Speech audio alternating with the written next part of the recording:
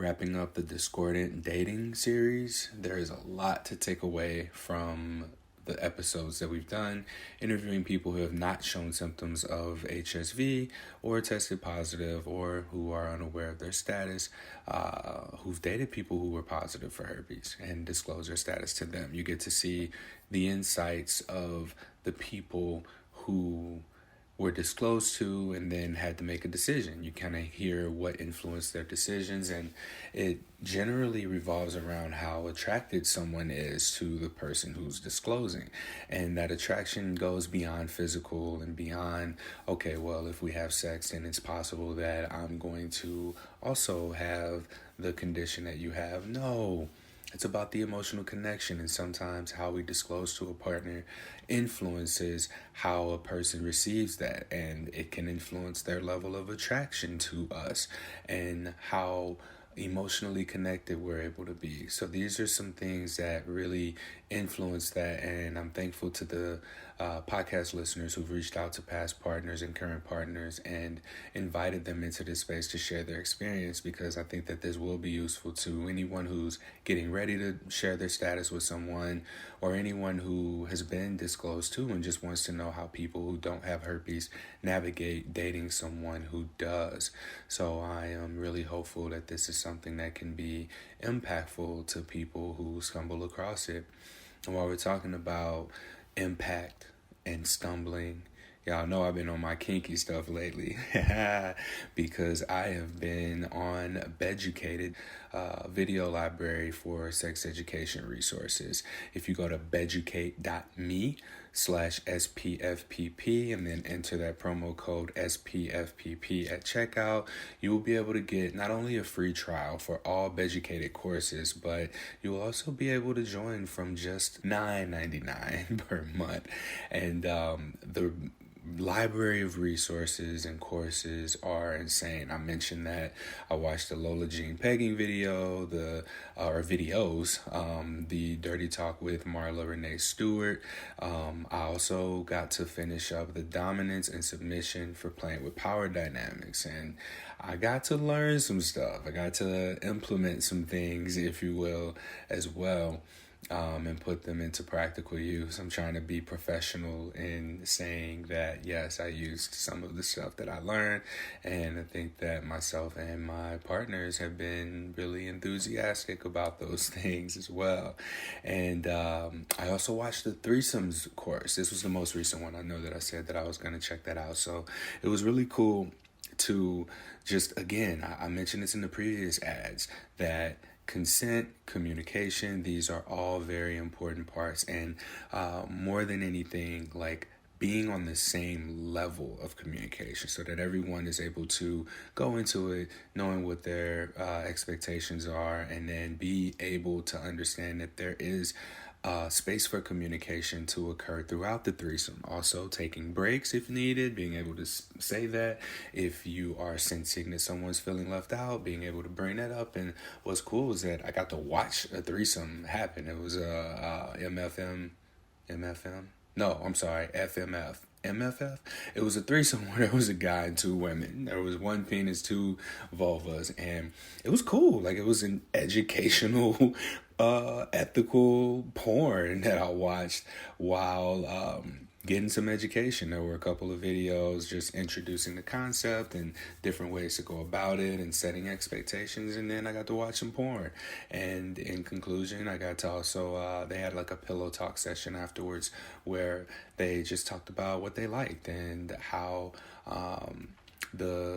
they felt throughout certain parts of it, because you can watch, you can kind of see where somebody may have felt left out and how that was handled. So to be able to watch it with the intention of learning and being educated, I think it was about 24 minutes. So, I mean, if y'all watching stuff on Netflix, you can watch a 24-minute threesome for the sake of education purposes, if that's something that you're into. So, I can't wait to put more of what I'm learning through Beducated to use. And again, that is beducate.me/SPFPP.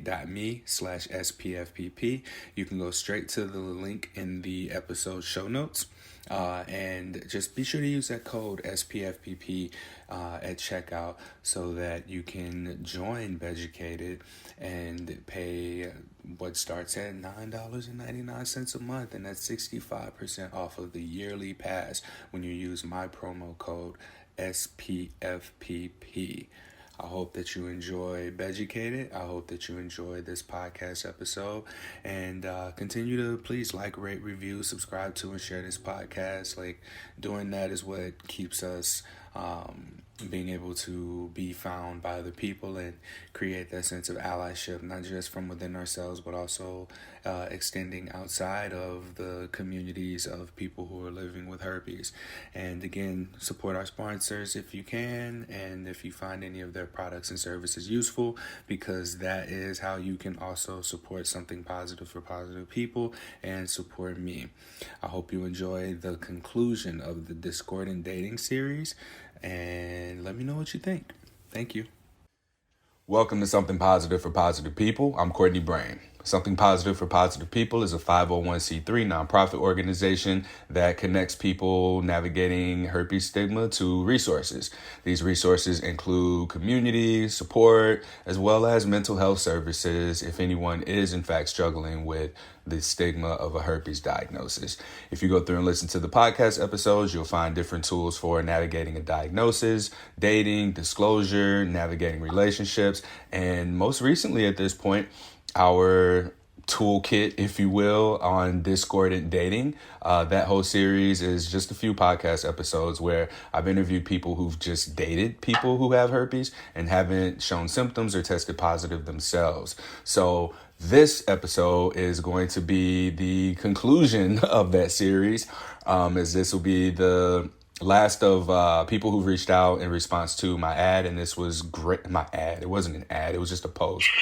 So I'm grateful to everyone who's reached out so far. I hope that this has been a useful series for everyone if you've gone through and listened to all of them. And my intention overall is for even someone who doesn't have herpes, if you're interested in dating someone and you're not really aware of what the risks are, you don't know what questions to ask yourself or what to think about, then I hope that you were able to find your way here, and that these conversations are able to help you making as informed of a decision as you can, considering being in a space that you may be unfamiliar with because you might not have been disclosed to before. So thank you for wanting to do the work and take the time to invest in listening to this.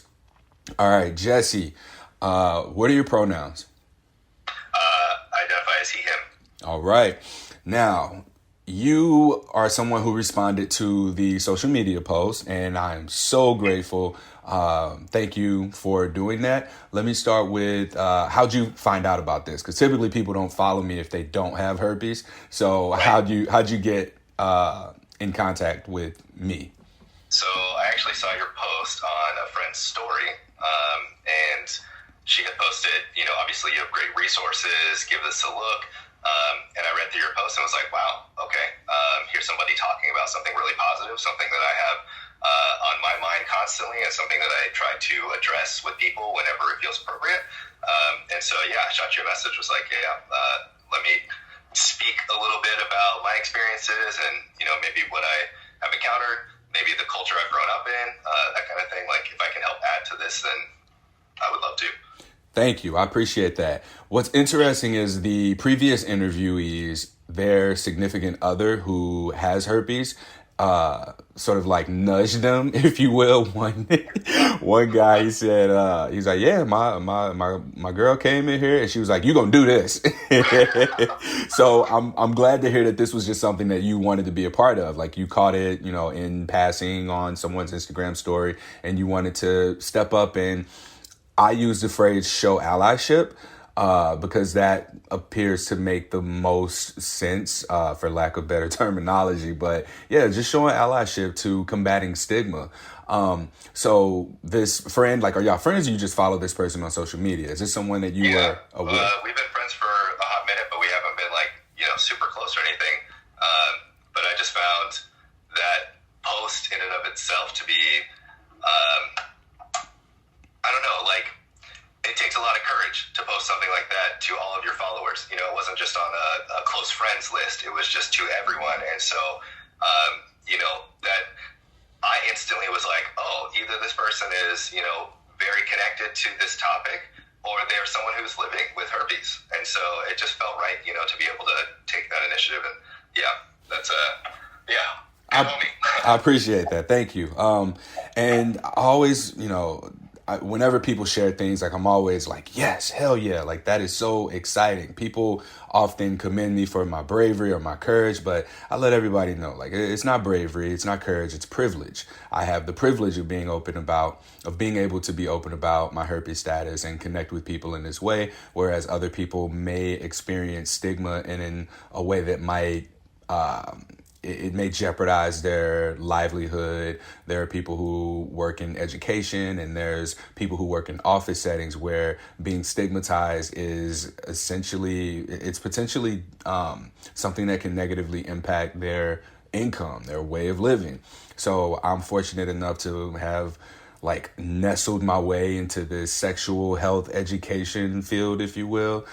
So yeah, whenever people share things, I'm always super, super grateful because they spark things like this. And where we're going to go with this conversation, I don't know, but I know that it's going to be something that is useful to the people who come across it. So thank you again for being here. I want to start with just asking you, you've dated people who have herpes.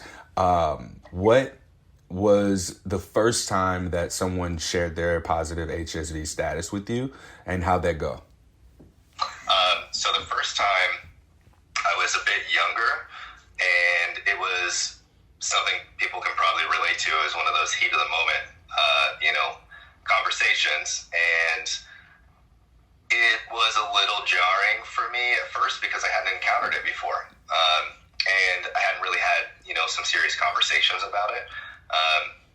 And I ended up, having that conversation, consenting and just kind of figuring out, how to be safe in this situation. But it wasn't like a, committed partner. So we didn't continue that conversation more. It was just we can safely hook up. This isn't going to be, the chances of transmission is very slim at this point. There's medication involved, there's protection involved. And then it was just a fun time. And that kind of was the first experience that just made me realize oh, okay. I go get tested regularly anyway. And so just adding that to the list wasn't a problem. I will say I was pretty, a little shook for afterwards, the more I started thinking about it, because I already have oral herpes, and so having that breakout was already a traumatic experience for me, and so I guess with that first individual, it was just a little different. It was something new, right? But also something that comes with possibly a life-altering thing afterwards, Yeah. But yeah, that was experience one. It wasn't anything too crazy, but it was just kind of breaking the ice, Yeah. I'm curious because I'm sure this is a question that people listening may have as well. Did you not experience any stigma having oral herpes? Or was there anything did you disclose to people, I have oral herpes, here's what we need to talk about? How was that for you? So I feel some type of way about this situation for sure. The thing is, I didn't know for a very long time because most people don't know. And it's insanely common. And the biggest problem is that people just talk about it like it's a canker sore. You just have a canker sore. You just have a canker sore. No, you have herpes. And that's the big problem. So I didn't know until I had a stress breakout. And my mouth was covered. It was all the way down my throat. I thought I was dying. It was bad. There were probably 20 sores altogether, and I had to go to a wedding 2 days later. And all of those homies are very, very close. And I was so embarrassed and so disgusted in myself, dealing with that situation. Not a single person said a thing. And that almost made it worse for me. But it was very visible. I had to go to work, for the next week as well. And nobody said anything, which was very interesting to me because I have heard many people make comments about other people. And so it kind of ties in. We were talking about this before the podcast started. The whole stigma with men versus women, and in like, some social groups with men, there's a lot of like, oh, well, she has herpes, oh, like it's like a negative thing. It's a way to like put someone down, put a woman down or something. I had heard plenty of that growing up. And then all of a sudden here I am with herpes, not a damn person saying anything. And that just struck me as really weird. It kind of fucked up, not gonna lie. But yeah, after that whole thing, the diagnosis, then it became very important. I went and talked to my doctor, and honestly, that was the biggest change. And that kind of is what set me on this path of understanding, is that when she told me that it could be one of many things, right? I could break out consistently. I could break out maybe never again. It made me start or realize that like, okay, this is just going to be a learning experience. And so, yes, from that point forward, I've always disclosed with partners. It's always been like hey, you may not think a cold sore on your mouth is a big deal, but you'll definitely think it's a big deal if it's on your genitals. So let's, be very open about this. And there is a very strict amount of time, even after that cold sore is gone, that, we're playing it safe. Of course, with oral herpes, people are much more willing to, be physical, like mouth to mouth. I found a lot of people are okay. Or I find people that have never told anyone in their life that they also have it. And they're like, wow, thank you for telling me. Like, I have it too. I've always been really nervous. Other partners have put me down, And so, like, that's always been a really nice thing. And I honestly think that disclosure is one of the, like, most gratifying, experiences. Because you find people that are really good quality, people who have been through some serious shit. And you connect, I think that's really nice. So, yeah. And that's something that we've covered in this series as well, or that comes up consistently for sure, in that this is an opportunity to connect. It is a vulnerable piece of information that may come with something that aligns with stigma, and it's often challenging for some people to talk about based on whatever traumatic associations or emotions or thoughts come with saying the words, I have herpes, right? Now, when this person disclosed to you, was this before your oral herpes outbreak, or was it after? This was after. Okay. And so how was the conversation? What was your comfort level with sexual activity, knowing that you have herpes orally with someone who has herpes genitally? Comfort level was actually kind of mid-tier, just because it was, a Tinder hookup. So there was no real connection there, right? Like, it was just one of those, like, hey, you're attractive. You think I'm attractive? Like, we're just going to have some fun. So the other thing for me is, like, disclosing with, like, oral herpes and not being in full outbreak. Like, it's good to let somebody know if there is, especially possibly going to be a continued connection, right? Because there's going to be a time where we need to stop. So my comfort level is already kind of mid-tier, like battling with like, do I need to tell this person? And this is still early on in my mid-20s, and it was like, I don't know if I need to. And then she disclosed to me, and it was like, okay, well now it's like fair game. Like, I'm just going to disclose as well, have that conversation. And not going to lie, like at that time, I saw my version of herpes as less, dangerous, and so like I actually compared the two and put them on a tier list and saw myself as being almost higher, or not higher, but like less risk than like that individual. And so I was nervous, even though there was a chance I could pass something along, So like thinking back on that and, contemplating on just that experience itself, I was very uneducated still, very young. What kind of information did your doctor give you? You said that y'all talked about it and that was something that helped. I'd like to know what they shared that you found to be most useful. So the first thing that alleviated any kind of stress was her letting me know that a high percentage of humans in general have it already, and most just don't know. And a lot of people contract it as a child. And when she explained that, you look at toddlers, they're putting everything in their mouth. They're literally picking up rocks, and you can, she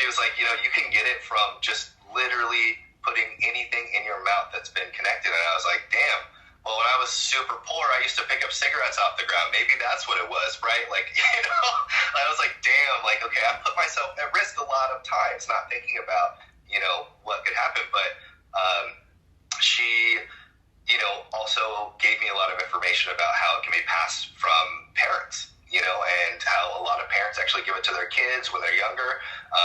And then I thought about my parents, like, my parents kissed me on the lips forever. I was like, dang, well, what about that? Like, it just like kind of started to make me think, and it made me feel like I wasn't entirely alone in the situation. And then the other big part was when she explained just kind of the scale of outbreaks, like how it can be throughout the rest of my life. Like, it could be, I mentioned this earlier, it could be one, outbreak for the rest of my life, and then I could never show again. It could be, twice a month, or it could be, once, twice a year. And then the final thing that I actually found very fascinating and led me to do more research was she let me know that there are triggers. And the triggers are a big part of like me paying attention to what I'm doing in my life and my health. And so that set me on an adventure of research and finding out. And I found some trigger foods later on in my life, things that are high in acidity. And then also I started to manage my stress a bit better, because the stress outbreaks have always been the worst one. So, but yeah, it was just a really calm conversation, and it made me feel much better. I mean, I left. I was expecting her to be like, here's some antibiotics and we're going to send you off this place and whatever. And she was like, no, you're good. Man. It was so chill. Yeah, I like that response. It seems like your doctor was more comfortable talking about herpes orally than genitally, because so many people are just given the medication, maybe a statistic pamphlet or something, and then sent on their way. But you got an engaged healthcare provider who was willing to talk to you about managing stress, speak to outbreaks, talk about managing the symptoms, a lot of things that maybe doctors just aren't comfortable associating with when it comes to sex. So was your doctor the one who initiated this conversation, or did you ask any particular questions, or what? Initiate the conversation about oral herpes? Just about the added information. So it wasn't like they were just like, here, you have herpes, here's how many people have it, right. Here's some medication. It was a much more detailed dialogue, and I'm curious to know, like, how did that happen? Because it's foreign to me. Oh, okay. Yeah, that was actually all her doing. She was the one who actually initiated that conversation and started providing me with the information I needed. I'm sure she could tell I was also, very, very terrified at the moment. And this is like before we were all wearing masks. Like, shit, life would have been a whole lot different, But yeah, I don't know.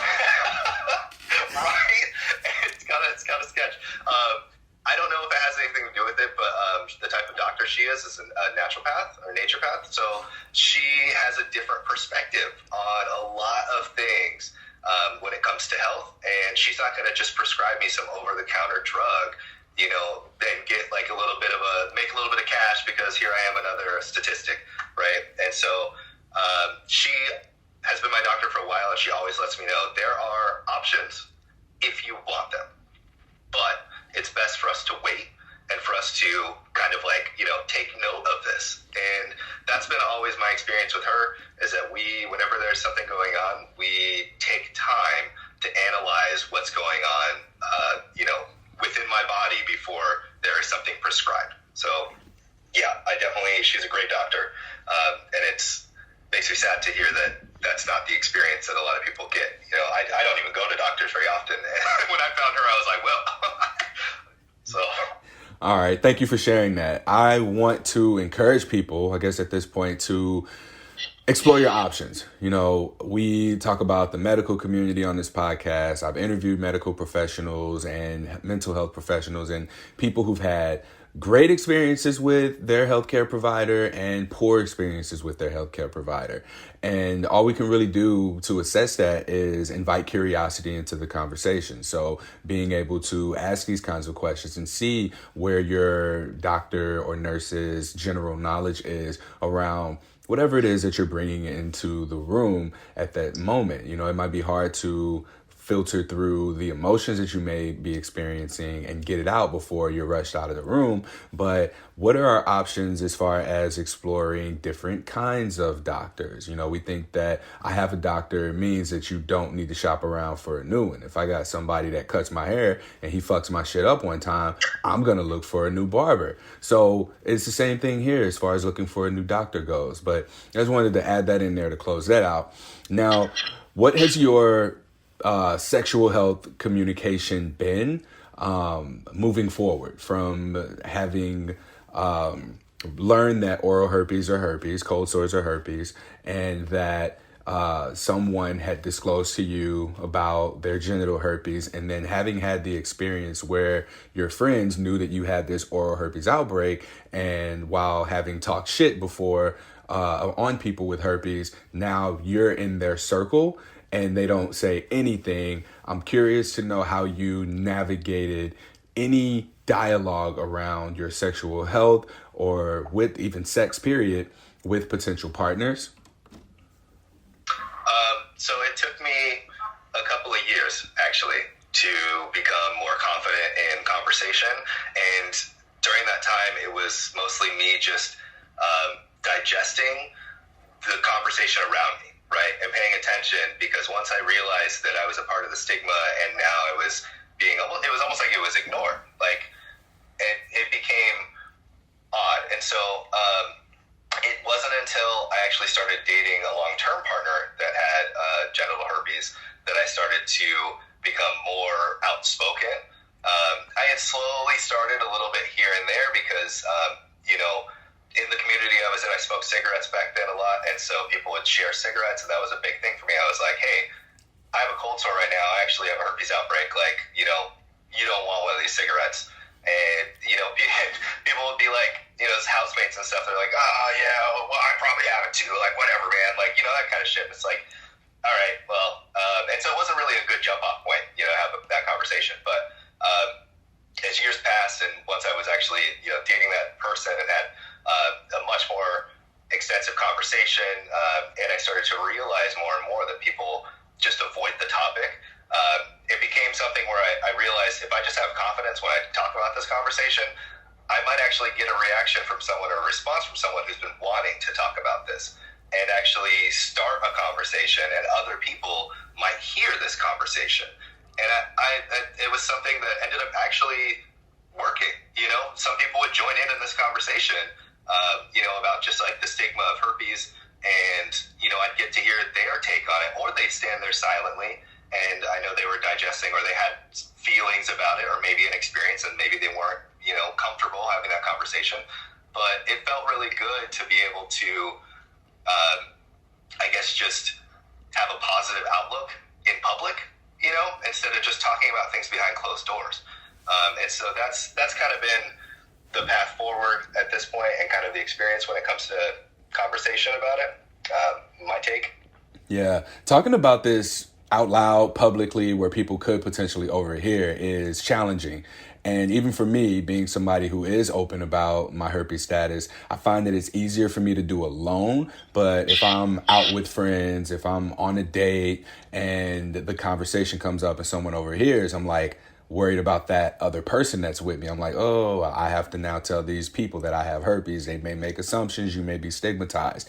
It's a lot easier to do now at age 33 than it was when I was 24, 25, 26, or mid-20s, late 20s even, simply because I think there comes something with age, perhaps confidence, maturity, or maybe you just learn that people don't really give a fuck. And a lot of times, like, they may not even be listening. And it's just like you said, sometimes people may get silent, or they may be a little bit uncomfortable, or they're just like digesting what it is that was just said, because it's completely foreign to have this kind of dialogue or conversation, especially so freely and openly, because we're, quote, not supposed to do that. Mm-hmm. Well, something that I think about often is that this behavior is learned, right? And this behavior was learned at a young age. And when we're in our 30s, right, we've been taking a lot of time. We've been going through a lot of experiences. We're learning more while other people are just not, right? And so I think that has a lot to do with it when it comes to like because you're living with something that has been stigmatized for so long. And that's, it really ties into, sexual health education as a child, I mean, I grew up super religious and closed off from any kind of, sexual health or education at all. And so, like, I walked into the world just blind. I was falling off cliffs left to right. And so, I just feel like that's like a really, really big thing that I think people probably need to realize is that, like, this is all behavior that's been learned as a child, like taught in schools or not taught in schools, just avoided completely. Of course it's foreign. Of course it's scary by the time you encounter it when you're in your late 20s or mid 20s. Yeah. And especially because we also learn, like, while we're not talking about sex, or we're not taught really about sex and the pleasure piece, it's sort of like this gets tucked away and it goes into the darkness, into the shadows, and then we get into adulthood and there are just like the sparks of it because we see it in movies, we see it everywhere, but for whatever reason we're not fucking supposed to talk about it. How ass backwards is that? So we think that sex is supposed to just happen between someone with a penis and someone with a vulva. They make eyes and then they kiss, and then next thing you know, clothes are off and sex is had. Like, how sex is portrayed in movies, in media, is not the reality of it, and us not talking to it about, or talking to youth about it, and giving them the tools and communication skills that they need in order to navigate it is causing far more harm than it is good by, quote, protecting them from the dangers of sex. And when I say the dangers of sex, I speak to my experience growing up where it was getting somebody pregnant or getting an STD. And now having learned that, both of these things can be mitigated, there are precautions that you can take. It's like, why weren't these things taught at a younger age? Because along the way of stumbling, I'm not the only person. I'm sure there were many other people who what they didn't know caused them far more harm and people around them harm than what they could have learned if there just wasn't this discomfort, just like with healthcare providers in talking about sex. Like, how can you talk so freely and openly about cold sores and not be willing to talk about it when it shifts location to the genital region? Yeah, you make a good point about media, because media is incredibly toxic. And a previous partner of mine, we both have oral herpes, and she and I were watching a movie. I can't remember which one it was, and she made a comment. She was like, "Why does the bad guy always have a cold sore?" And I was like, "Damn, no way! Oh my god!" And then we started like listing out other movies where like the villain, the way they make him look gross, right, is to have a cold sore. All right, welcome back. I got a call on Do Not Disturb, and one of my people who can get through called. Everything's good. We're good. But yeah, just closing out the conversation about the bad guy being portrayed as a villain and making them look evil and bad by giving them a cold sore, as our guest Jesse's partner had pointed out. Yeah, we can't figure out the movies. We were just talking about that. Like, what movies are they? Are these like low budget Netflix documentaries where they're walking around and recording everything on the GoPro? Probably not. If it was like that, it'd probably be a real herpes outbreak. It's just like, keep it in. I'm thinking what immediately comes to mind is Red Skull, how his whole face just is like one herpes off of Avengers. It's just red. God. It's just a red head. Like, oh, well, maybe, that's a reach. So speaking to the relationship that you had long-term with a partner who does have herpes, what was your thought process or decision-making process after that person disclosed to you on whether or not you were going to move forward? Because you mentioned earlier that you had a partner who you met on Tinder. It was a short-term thing, and you were still concerned about your sexual health after that interaction. So between then and this new relationship, obviously you developed some education, you had some maturity take place. So now bring me to the start of this relationship where this partner disclosed that they do have genital herpes to you. So this person and I really enjoyed each other for quite some time before. We'd known each other for maybe 9-10 months before we actually got physical. So there was already a pretty deep connection. And so in my mindset at that time, especially, there was more willingness to listen, right? More willingness to maybe take a chance in a sense. And so when we did finally get physical, she disclosed beforehand, and I disclosed as well. And, we decided that we had more of a conversation. Was there, medication involved? What were maybe my chances of contracting? Like, how much protection did we need to use? And we just decided, we really want to do this. At least we don't have to worry about oral contact of any sort. Like, we were like, okay, well, we're kind of clear on that realm. So we can at least explore and play and, not have any problems. But it was a very extensive conversation for us not having any outbreaks. We weren't showing at any point in time, but it was just a really healthy conversation. And we ended up sleeping together, and it felt fine. It was a little bit it was different than the time before because there were feelings there, right? And it wasn't the first time. And I think that's a big one, is that the first experience is always a little bit more jarring, because it's just something new. You don't know. This could be the one. You hear about that all the time. Someone sleeps with one person and they get herpes. And so it's that was a little bit better. And then we continued to have conversations from that point forward, and discuss. Once we I found later that she actually didn't know statistics on her medication, the chances of me being able to contract it while she was taking medication. And so we looked into that a little bit more and decided to no longer use protection while she was on medication. And then, health insurance, meds run out. We switched back to using protection again. So just being very cautious and aware. And there was, a couple of times where it's heat of the moment on vacation or something, and it's well, unfortunately we can't, not being able to have sex was a thing that was real. And it wasn't just we'll just take a chance. Oh, it doesn't really matter, So I think sexual health wise, just a very much more mature and healthy relationship, especially knowing that we both, had a form of herpes. But yeah, much more mature. And I think conversation was a big part of that. But yeah. Yeah. Now, the communication piece is something that you spoke very, very well to, and thank you for that.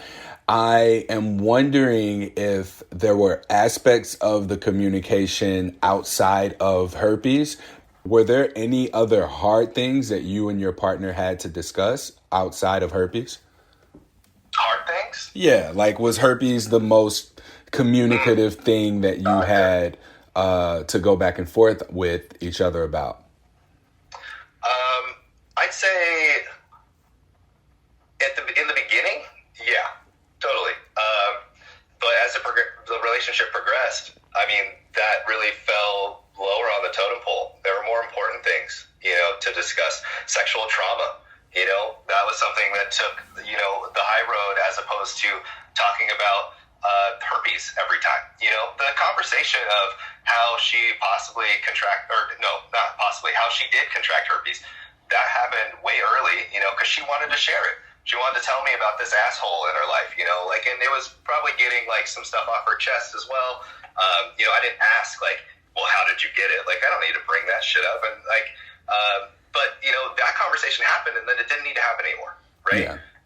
But it definitely wasn't the most important thing, and it didn't need to be a conversation always, because it's not going anywhere. Right. Mm-hmm. It's always in the back of our minds. And I think there is a mutual understanding that there was in that relationship that we're both responsible for our actions in this. And so it's just as much my decision as it is her decision. Right. And so that conversation was really important early on, but yeah, things just moved past that. It's really, it's not that big of a deal. In comparison to some of the sexual trauma that both of us had encountered in our lives, like, man, we talked way more about that and like how to progress our relationship emotionally, physically. We talked way more about that and grew as humans in, just those times and those moments together. So did the communication about herpes make harder conversations easier to have? Did the communication about herpes make it a harder conversation to have? No. Did that make hard conversations easier? I'd say, yeah, totally. That was like, the big gatekeeper, that was like the giant lock on the door. And once that was unlocked and understood, everything else was just, it just kind of rolled with it. It just kind of continued easily. I will say, because we talked about herpes, it didn't make other things traumatic in our lives easier to talk about. It just made it, a little bit less, what's the best way to put it? It was easier to navigate conversations that were touchy because we had already overcome a larger hurdle, right? I think that's the best way to put it.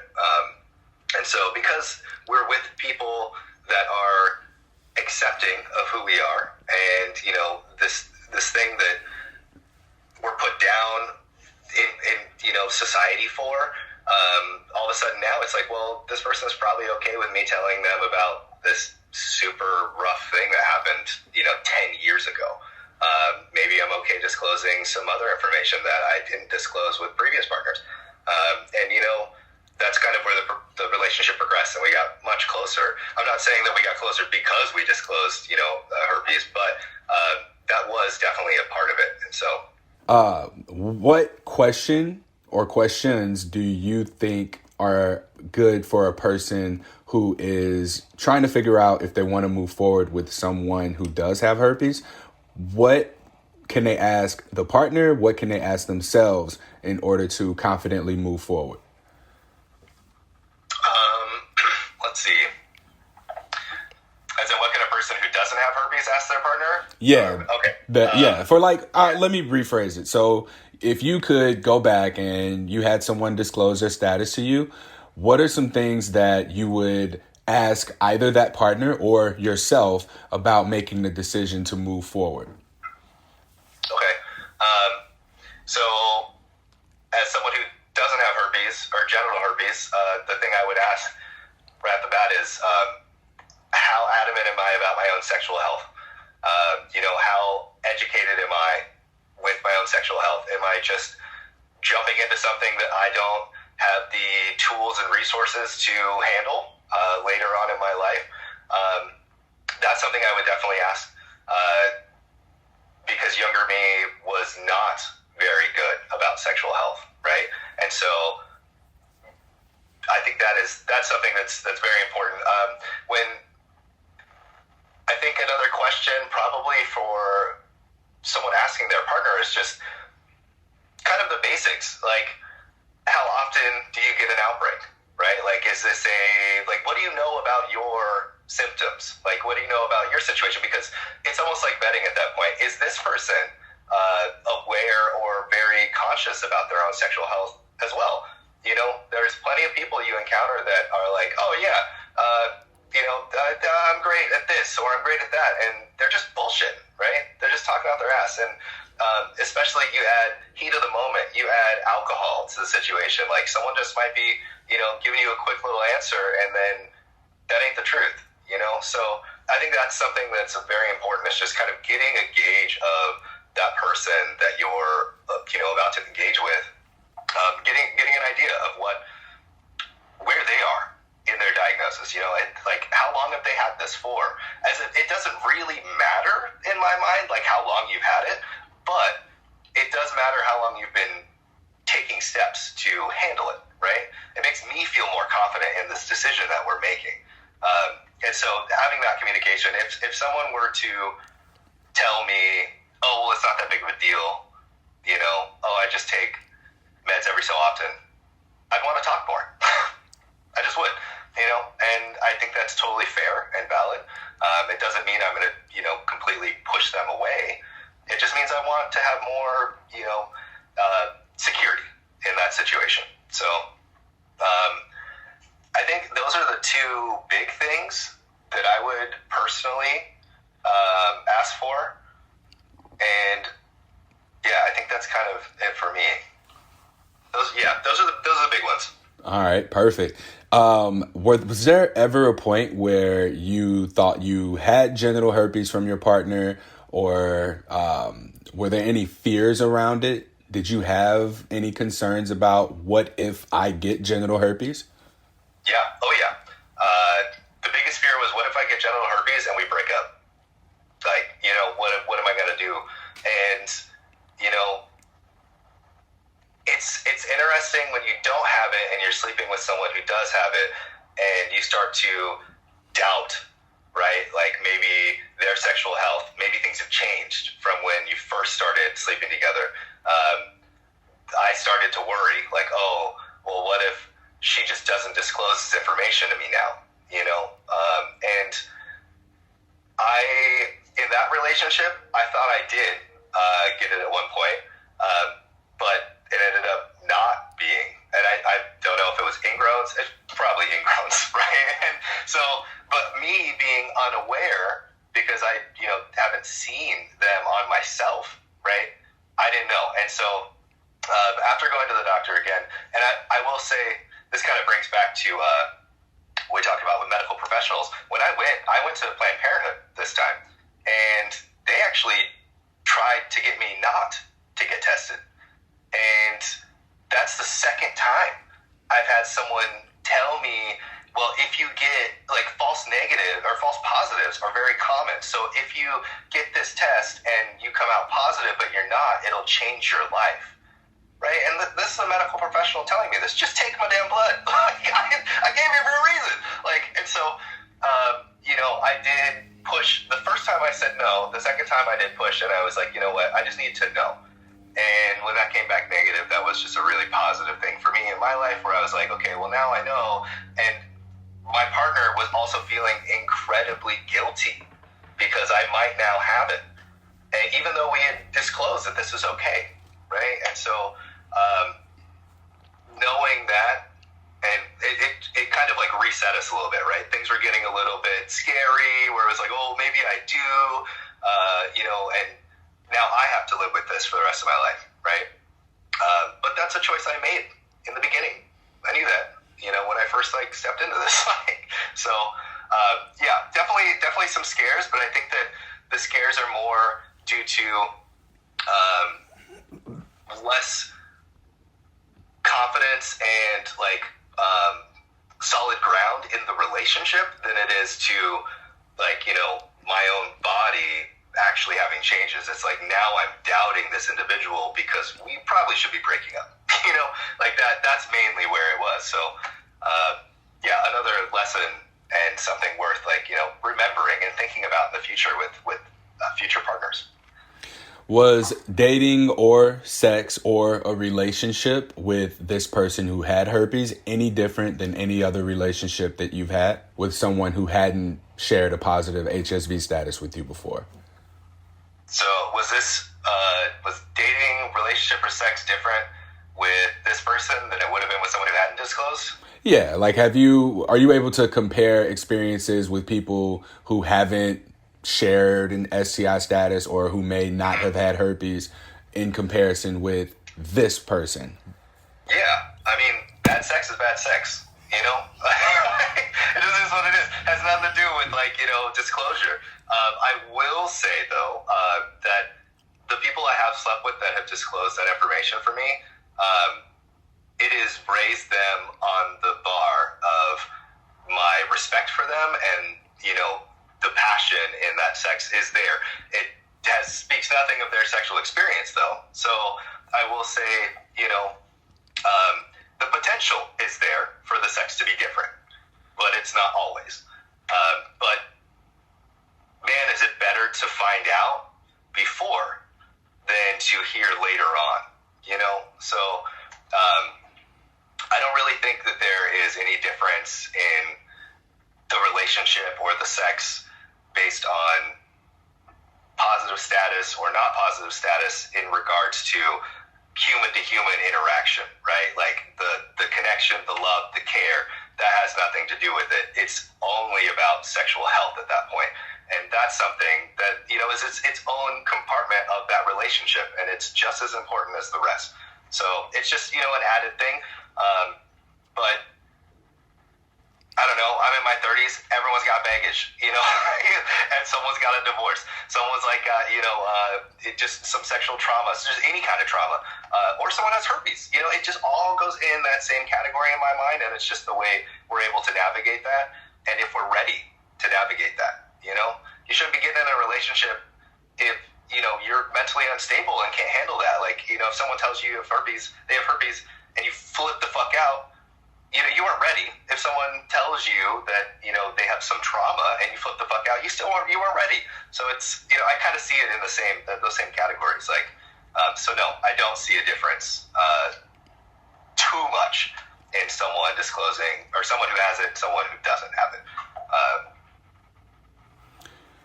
All right, man, that's perfect. That wraps up all the questions that I could come up with for you. Is there anything you want to leave us with? I think the only thing I'd like to add is just like, a reminder that a lot of this stigma that's negative, it comes from us learning so long ago, right? And I just wanted to at least share that when I was younger, it was so common, I feel, to hear someone be put down because, like, herpes was the label that was slapped on an individual if they were gross, right? Or if they were a whore, right? Like, that was like, oh, that person sleeps with everyone. I heard they have herpes. Like, that was the common thing. It's not like, oh, they have gonorrhea. Oh, they have the clap, or it wasn't anything like that. It was, they have herpes, so, they're labeled, don't touch them, right? Like, and that, thinking back on it, it's just disgusting and sad. And I'm really happy that people like yourself are working so hard to try and change the stigma. And I saw a TikTok recently that was so good, and it was a health professional that was just like, we need to change the narrative around herpes and start calling it herpes, not calling it cold sores. And that's like in relation to, when I have oral herpes, because people are giving other people herpes genitally because they think they just have a cold sore. And she made a really, really good point that is at the highest level, the medical professional level. They're telling people they have a cold sore and letting them go. They need to say you have herpes. You need to know. And then people can, have this conversation, have conversations like you and I, about something that isn't life-ending, right? Like, I'm going to wake up tomorrow, God willing, and continue my life. It's not the end of the world. So, yeah, just pass that positivity on. All right. Well, thank you for being a part of this, Jesse. I really appreciate you. We'll reconnect when this is going to be uploaded. It's going to be a minute, but yeah. Thank you. I appreciate your time. And then, if you have any questions in the meantime, feel free to reach out. Will do. All right, my man. Thank you. Yeah, you're welcome.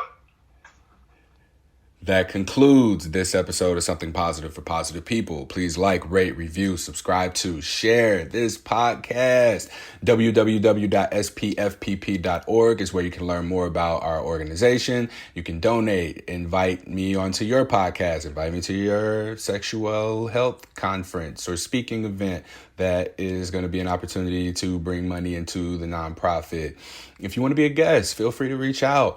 I can be reached on Instagram at HOnMyChest, or you can email me through the website directly. But I'm most active on Instagram, engaging with people one-on-one. And there you can also find a lot of different people who may not want to share their story on the podcast, but want to offer some insights and experiences via DM. I will share anonymous screenshots of those periodically. And that's just HOnMyChest on Instagram. You can donate today by sending whatever you feel in your heart compelled to Courtney Brame on Venmo or Cash App. Just put donation in the comments, because I also teach yoga classes, and those yoga classes are the money goes in there. So I go through and I filter and delegate everything accordingly. But yeah, thank you for being a part of this series and listening to this point. I don't have any more upcoming interviews for this discordant dating series. So this is it. I guess we'll get back to our regularly scheduled programming next week. Thank you for coming along with me for this ride. I cannot thank you enough. Till next time, stay sex positive.